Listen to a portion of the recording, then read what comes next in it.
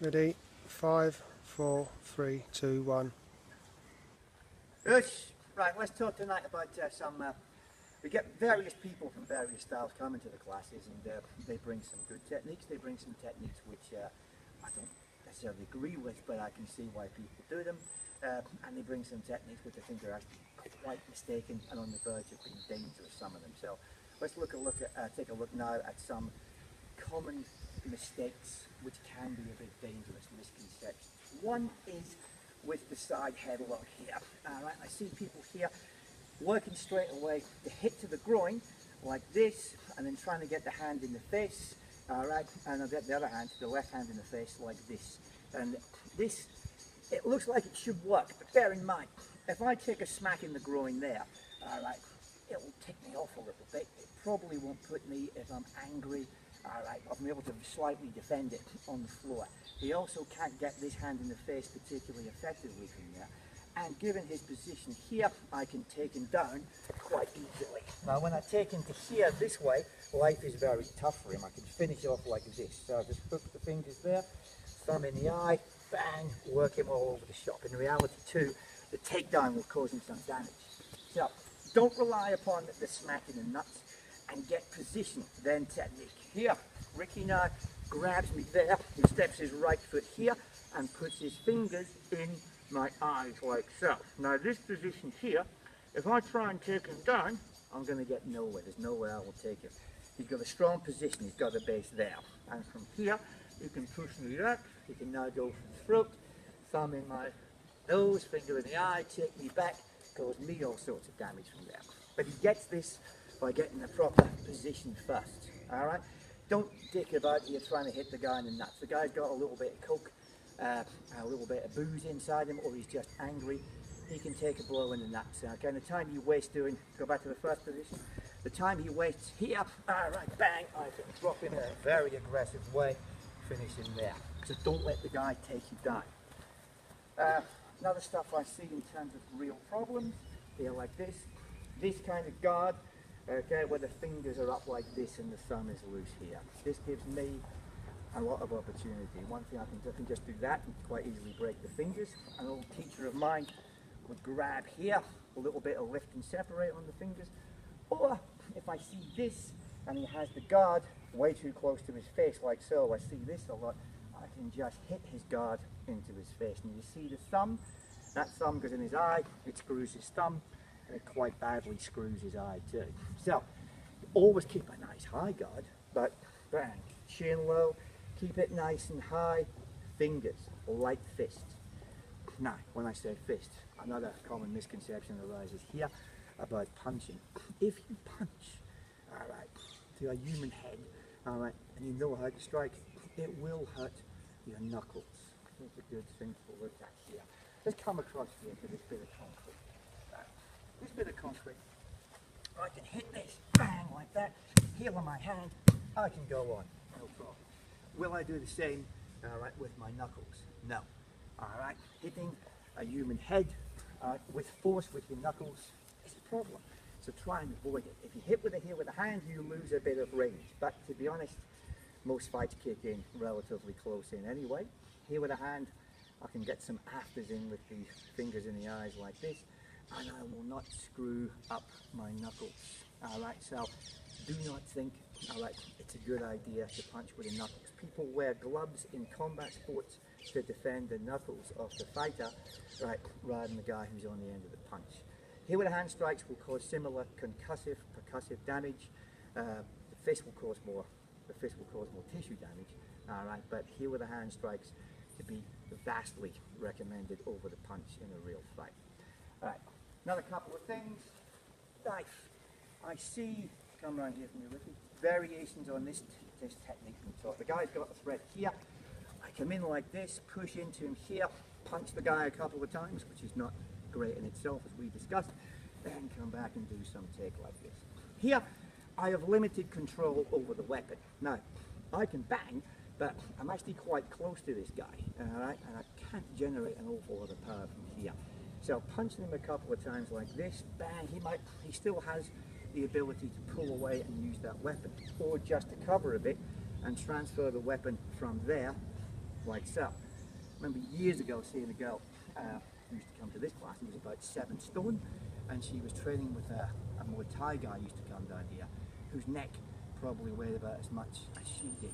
So the idea that from this range, okay, with her knuckles, she would cause him sufficient damage to preclude that sort of response, I just don't buy. Okay, so if you are going to go ahead and take a knife like this, one technique is this, where I'll loop across this way. Now you see my position there. The knife is well away from him, arm wrapped around like this, fingers here. So if I want to hurt the guy, I can just do a little separation there, bang, strike his elbow with my rib cage, hang loose now. If it's 1-to-1, I can take him down like this, break his elbow and take the knife. If I want to get it a little bit quicker, in like this, bang, strip it here, or a more jiu-jitsu kind of approach, in, bang, like this, well, take the weapon and take him down nice and quick. These are quicker techniques than this, and do not involve this limited control.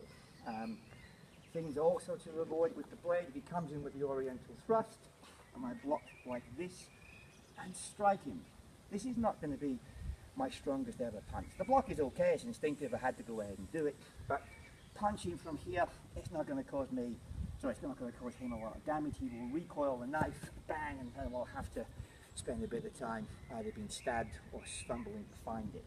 Once I get this block on there, the key thing now is to disable the guy from recoiling. So here, being like that, bang, this enables me to do so a little bit easier. But punching from this position is quite compromised. Okay, the priority once I get should be just to get some control there with my arm, like this. Last one with the knife. If he comes round with a slash there, that works okay. If he comes in there, that works kind of okay, not great. But I don't know what he's going to do. So some kind of double block like this is always preferable. So he could be slashing me anywhere around this side. Again, if he comes in solid and I get it wrong, I get cut there, I die. Even if I get it right, come in like that, that can cause me a nasty blow. If he comes in here, he gets very close. So when the guy comes in this way, I'd have to do something, bang, move into the guy, double block like this. Sweep down your left, move into the guy very aggressively this way. So it's bang, strike, and then try and get some control. Do not let the guy, alright, don't stay there. If he stays here, it can be a big problem too. Alright, so if he comes in, bang, bang, take the gentleman here, break an arm. On the ground. Last thing, on the floor, in my legs. See various things like this. Once I get to here, this position, alright, some people have told me this is a good position to go to. I am so kidding this because there, alright, he can cause, if he knows he's grappling, he can cause me all damage there. I'm still relatively close to the guy. I can't push him away so strong from there. And if he just leans his body weight on here, then my hip is no longer in the game. Alright, he pushed his body weight onto me. I can't push away from there. And move into side control from there. He can strike, or Ricky can move around the side and get some control like this. Well, life is very difficult for me. If you're caught like this, you make the guard up like that. Okay? Then get yourself up. Create some distance. The closed guard. The closed guard is obviously from a jiu-jitsu, judo point of view, it has a lot of good things going for it. From a street point of view, the guy can twat me a couple of times there. The guard is not punch proof. So if you're going to go for a guard, in reality, some kind of guard like this is much better. Where I put my foot here onto his hip, swing across like so, there I can get control of his head. I can do some damage here. I can give him some play like so. Alright, so this is an open guard, which is much more effective than the closed. We'll talk about that in more detail a little bit later. Also, a common misconception is here, right, the guard is not punch proof from his point of view either. If he does some kind of judo style move here where he puts his hands like that, there, from a judo point of view, this is not so bad, alright, because it does limit my movement. I can't armbar the guy. From a street point of view, bang, it ain't so good. I'm in his guard, he's not defending his head. I can come across here, bang, bang, bang, cause all sorts of damage to the guy. So, if you are in guard, your priority is to break it as soon as possible.